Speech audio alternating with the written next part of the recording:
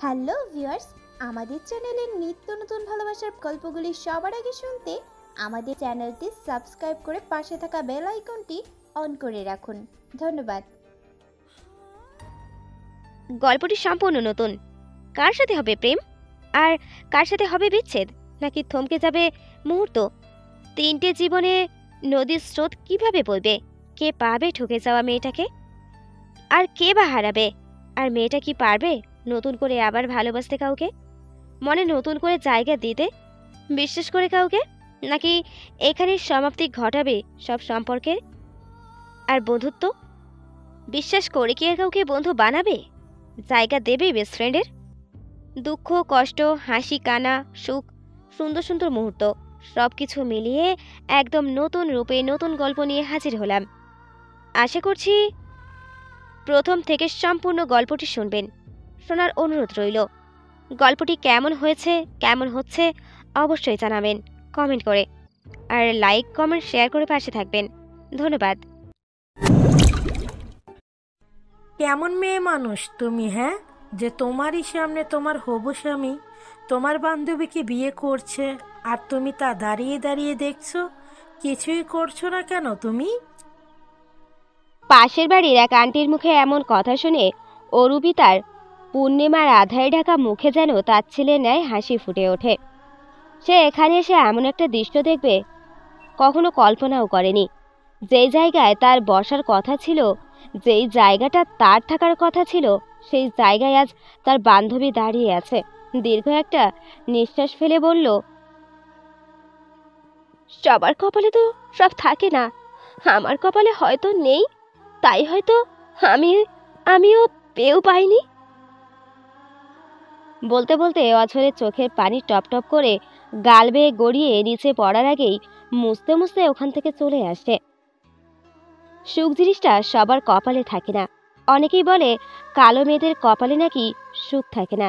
তবে এই যে অরুপিতা দেখতে শুনতে মাশাআল্লাহ, গায়ের রং চকচকে ফর্সা, শান্ত দৃষ্টি, এক দেখাই পছন্দ হওয়ার মতো একটা মেয়ে। তবে কই, তার কপালে তো সুখ জিনিসটা জুটলো না। হয়তো কেউ অরুকে না দেখলে বলবে না, সুন্দর আর কালো মেয়েদের ভিতরে তফাৎ নেই, কারণ সুখ সবার কপালে থাকে না। আজকে আমাদের গল্পের নায়িকার নাম অরুপিতা ইসলাম। বাবা মায়ের দ্বিতীয়তম সন্তান। সবাই ছোট্ট করে অরু বলে ডাকে। তার পারিবারিক অর্থ তেমন না হলেও মোটামুটি অবস্থানে। এবার এইচএসসি পরীক্ষা দিয়েছে, সামনে রেজাল্ট আসবে। Height 5 into 2 feet. কেন নিশি, কেন কেড়ে নিলি আমার থেকে ওকে?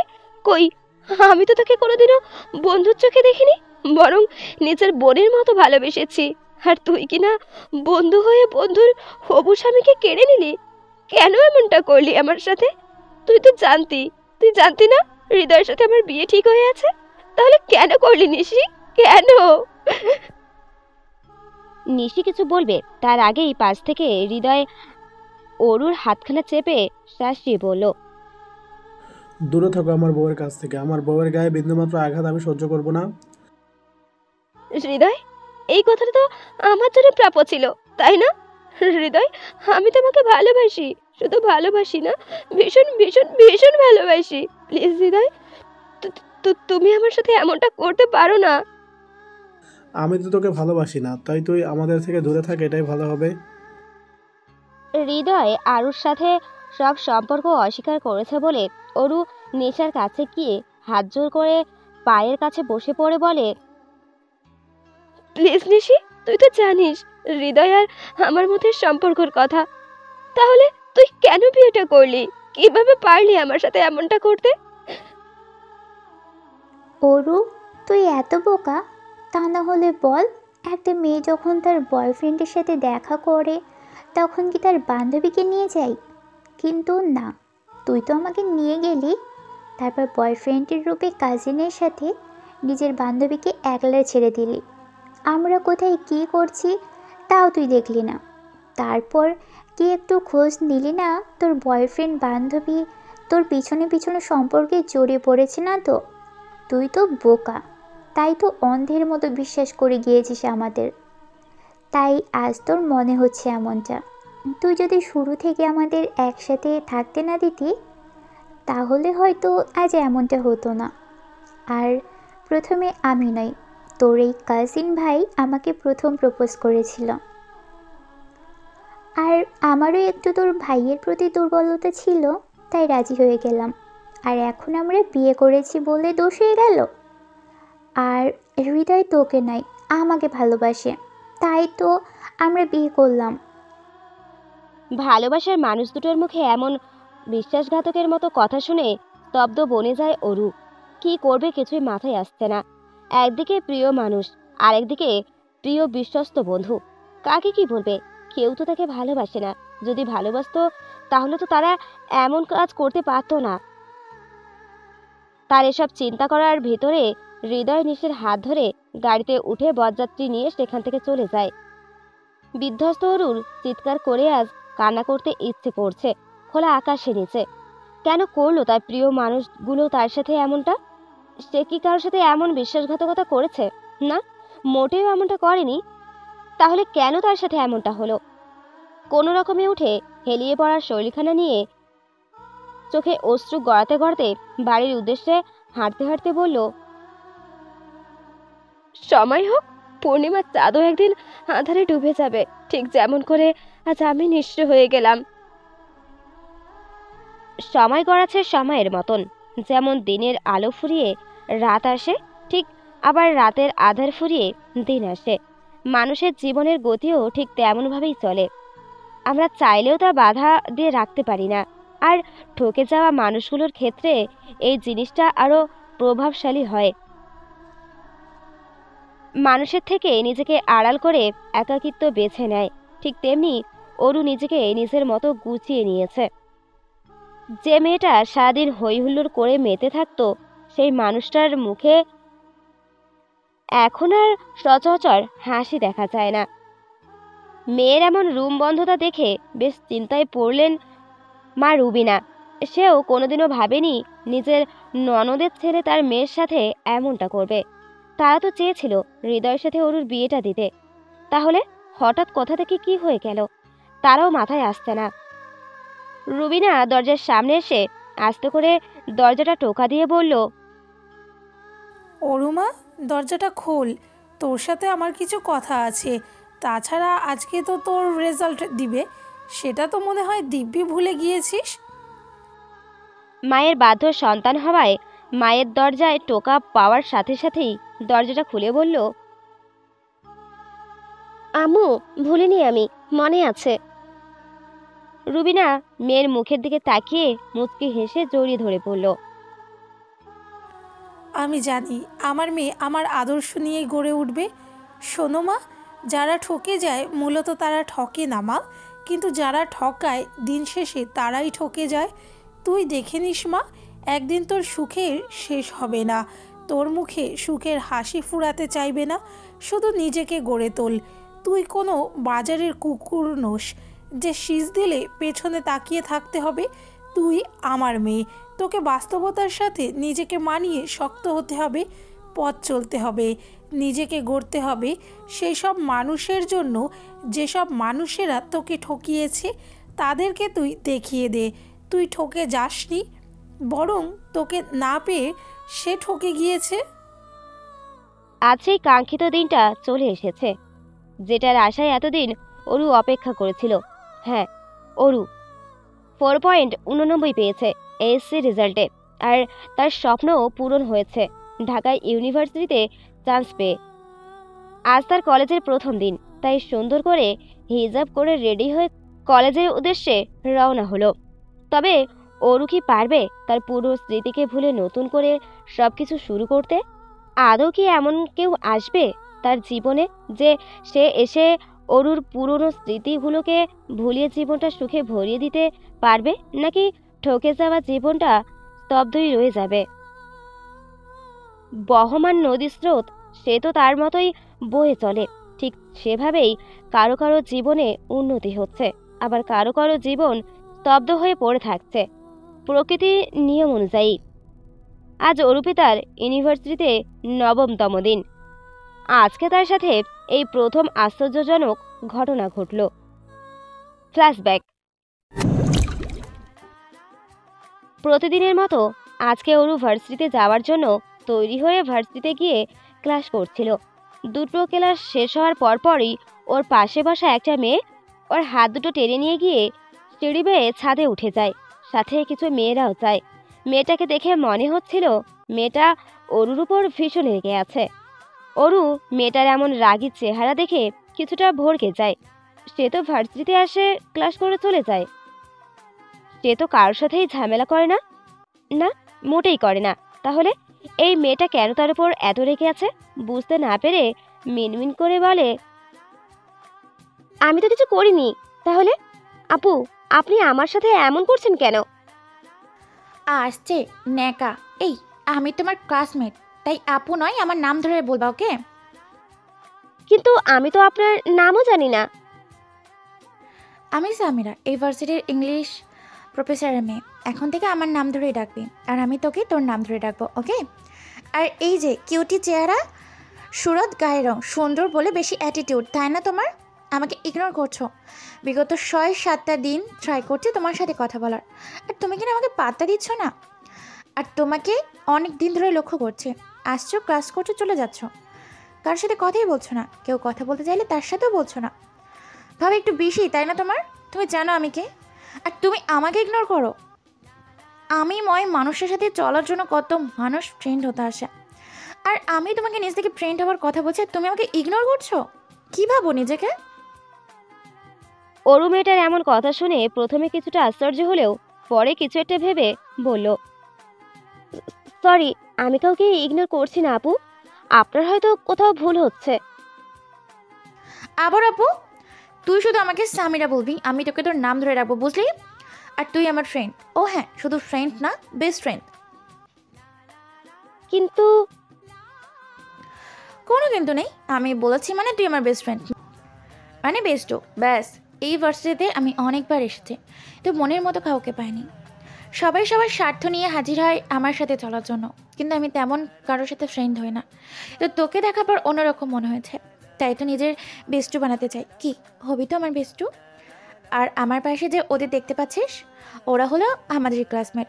আমি শুধু ওদের দুজনের সাথেই কথা বলি। ডান পাশেরটা হলো মায়া, আর ও হলো ঋতু। চাইলে তুই ওদের সাথে কথা বলতে পারিস।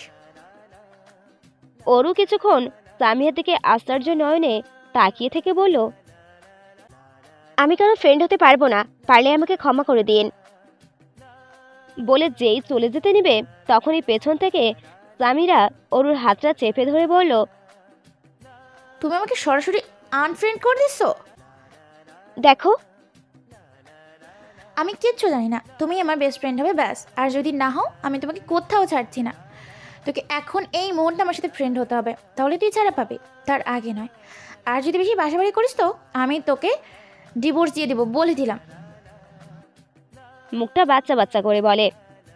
অরু তো পড়ল মহা বিপাকে। এ কেমন মেয়ে রে বাবা, ফ্রেন্ড না হলে ডিভোর্স দেবে? অরু তো কাউকে নিজের জীবনে আর বেস্ট ফ্রেন্ড বানাতে চায় না, কারণ সে তো তার বেস্ট ফ্রেন্ডের থেকেই ধোঁকা পেয়েছিল। সে যে আবারও ধোঁকা পাবে না এর তো কোনো গ্যারান্টি নেই। কিন্তু এই মেয়েটা কেমন গায়ে লেপ্টে পড়া মেয়ে, অনেকদিনই যাবৎ খেয়াল করেছে। কি হলো, চুপ করে আছো কেন? কথা বলো, হবে তো আমার বেস্ট ফ্রেন্ড। এইবার অর্পিতা মেয়েটার সাথে সাথে মুচকে হাসি দিয়ে বলে, বেস্ট ফ্রেন্ড হলেই খুশি আপনি? খুশি মানে? আমি তো তোকে আমার ভাইয়ের মানে? ইয়ে মানে কিছু না, আমি বলতে চাইছি আমি অনেক খুশি। তবে তুই এখন আপনি বলছিস কেন? তুই করে বল। এই যে আমার সামিরা রানী, জান, আজ এই মুহূর্ত থেকে আপনি আমার বেস্ট ফ্রেন্ড। এবার খুশি তো? সামিরা অরুপিতার ফ্রেন্ডশিপ অ্যাকসেপ্ট করেছে বলে এক লাফে সামিরা অরুপিতাকে জড়িয়ে ধরে এগালে ওগালে টপাটপ করে দুখানা চুমু খেয়ে বলে, সত্যি দোস্ত, আমি অনেক অনেক অনেক হ্যাপি। ঠিক আছে ঠিক আছে, এখন তো আমাকে যেতে দাও, এখনো ক্লাস বাকি। সেটা কি মনে আছে তোমাদের? আবার তোমাদের? ওকে, সরি, চল এবার তোরা, হয়েছে।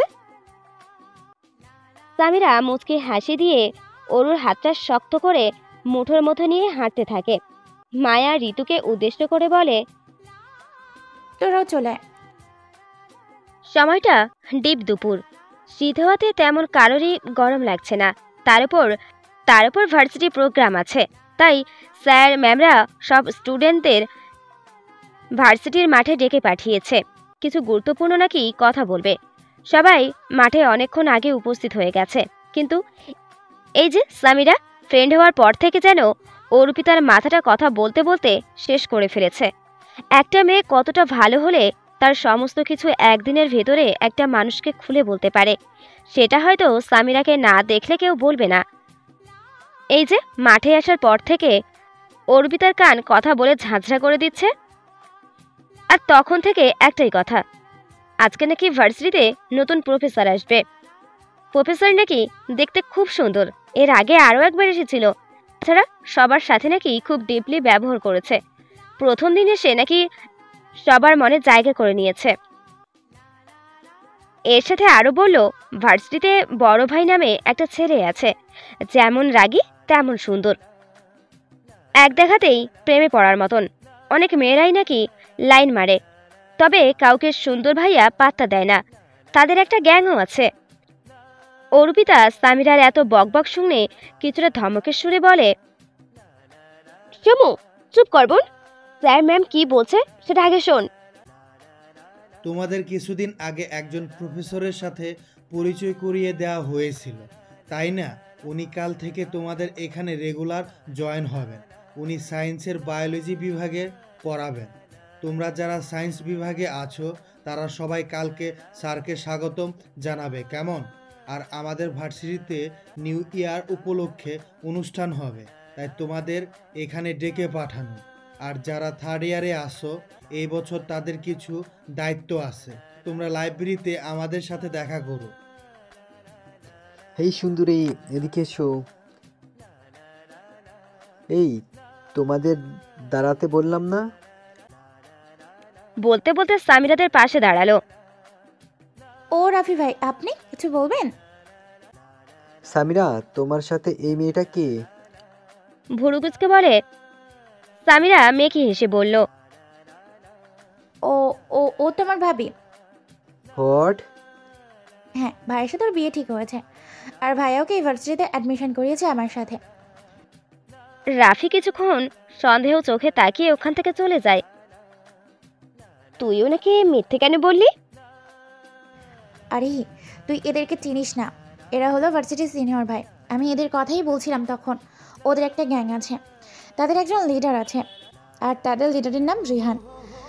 ভাই কি বলবো তোকে, লিডার ভাইকে দেখতে কি জোশ, কিন্তু ভাইয়া তো কাউকে পাত্তাই দেয় না। তবে তবে একবার একটা মেয়েকে ভাইয়া প্রপোজ করেছিল, তারপর যে কি কাহিনী। তাই তো তোকে তাদের হাত থেকে রক্ষা করার জন্য আমার ভাইয়ের বউ বানালাম। কেন তাদের লিডার ভালো হলেও এই রাফি ভাই একদম মেয়েবাজ, যাকে দেখে তার সাথে লাইন মারে। বুঝতে পেরেছি, তোর অনেক বুদ্ধি আছে। যাই হোক, এখন তো ক্লাস শেষ, বাসায় যেতে হবে, নয়তো আম্মু চিন্তা করবে। কালকে দেখা হবে, আল্লাহ হাফিজ। ওরে আমার কিউট ভাবি। বর্তমান আজকে সারাদিনের ঘটনা বাসায় এসে অরু তার মার কাছে সবটাই বলল, শুধু সামিরার ভাবি টাকাটা বাদে। কেননা সামিরা তো তখন বলেই দিয়েছে ওকে সেফ রাখার জন্যই এমনটা বলেছিল, তাই এই বিষয়টা মায়ের কাছ থেকে চেপে গিয়েছে। রক্তিম আকাশ ধীরে ধীরে লাল লাল মেঘের আবরণে দেখা মিলল ঠিক সন্ধে হওয়ার আগ মুহূর্তে। ঠিক তখন জানি একাকিত্ব জীবন উপভোগ করতে অন্যরকম আনন্দ পাওয়া যায়।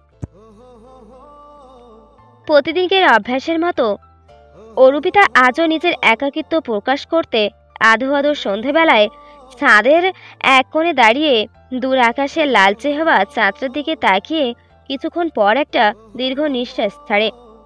কেন তার সাথে এমনটা হলো? সে তো নিশিকে খুবই ভালোবাসতো, আর বাকি রইল নিজের সেই মানুষটা, তাকে তো তুলনাবিহীন ভালোবাসতো আরু। তাহলে কেন সেদিন একটা বারও তার কথা ভাবলো না সে? পুরনো কথাগুলো বারবার মনের ভেতর খুব করে আঘাত বয়ে আনে ছোট্ট মনে, বেশিয়ে দেয় যখন মনে পড়ে এসব কথা। তবে আরও মন ভরে দোয়া করে হৃদয়ের জন্য, সে যেন ভালো থাকে।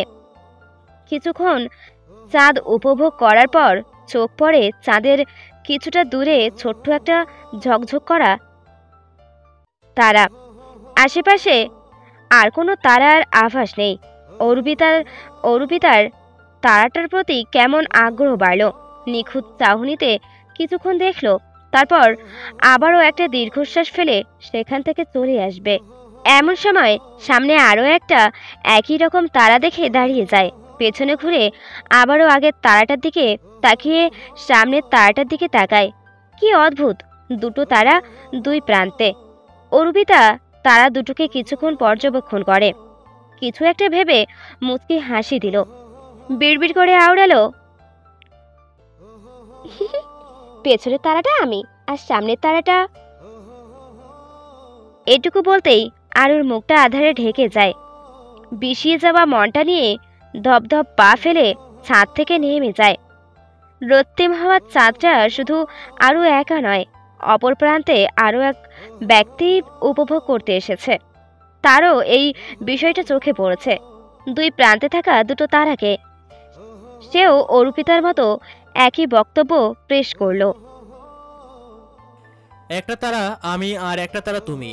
জানি না তুমি কোথায় আছো, তবে আমি তোমার জন্য অপেক্ষা করছি। আমি অপেক্ষা করব তোমার প্রিয়তমা। জীবনে অপেক্ষা করতে রাজি, তবুও ভুল মানুষের সঙ্গ। আমি চাই না ভুল মানুষ আমার জীবনে আসুক। এসব চিন্তা করার মতো পেছন থেকে মেয়েলি আওয়াজ পেয়ে শাহরিয়ার বুঝতে সময় লাগলো না। এটা আর কেউ না, তার একমাত্র দুষ্টু মিষ্টি আদরের ছোট্ট বোন সামিরা। আমার ভাই এখানে কি করছে? তার কি মন খারাপ? তাহলে বলে দিচ্ছি, একদম মন খারাপ করা দরকার নেই, কারণ তার জন্য সুমিষ্টি একটা ভাবি পছন্দ করেছি আমি। তাই ভাইয়ের মন খারাপ করা দরকার নেই। হয়েছে তোর পাগলামি করা। তুমি সবসময় এরকম করো কেন ভাইয়া? তুমি আমাকে একটুও বোঝো না। এখন যে আমার একটা ভাবি প্রয়োজন, সেটা তুমি মোটেও বুঝতে চাইছো না। নিজে তো ভাবি এনে দিবা না, আর এখন নিজে থেকে ভাবি পছন্দ করেছে, তাও তুমি ভাই পাত্তা দিচ্ছ না। বুঝতে পেরেছি আমার পিচ্চির মন খারাপ। কি নিয়ে মন খারাপ বল? না ভাইয়া, আজ তো আমি ভীষণ হ্যাপি, কারণ মিষ্টি ভাবি তো আমাকে তার বেস্ট ফ্রেন্ড বানিয়ে নিয়েছে। তাই তো আমি তোমাকে আজ তার কথা বলতে এলাম, কিন্তু তুমি তো আমাকে পাত্তাই দিচ্ছ না। বাই দ্য ওয়ে ভাইয়া, কাল থেকে তো তুমি আমাদের ভার্সিটিতে জয়েন হচ্ছ রেগুলার, তাই না?